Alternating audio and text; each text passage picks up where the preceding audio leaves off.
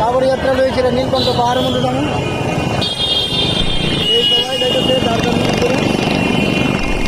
ত্রিপুরার থেকে আমি আইছি ত্রিপুরার আগরতলা থেকে হরিদ্বারের মধ্যে কাবড় যাত্রা করার জন্য পবিত্র শ্রাবণ মাসে আজকে আমি আইছি হরিদ্বার।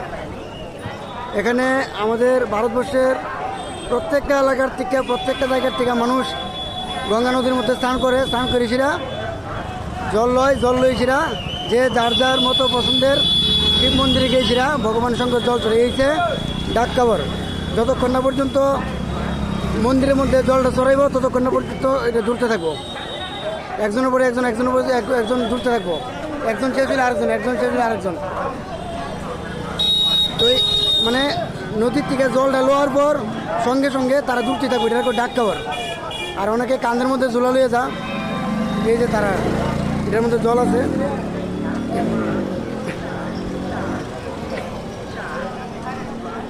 এই যে হরিদ্বার।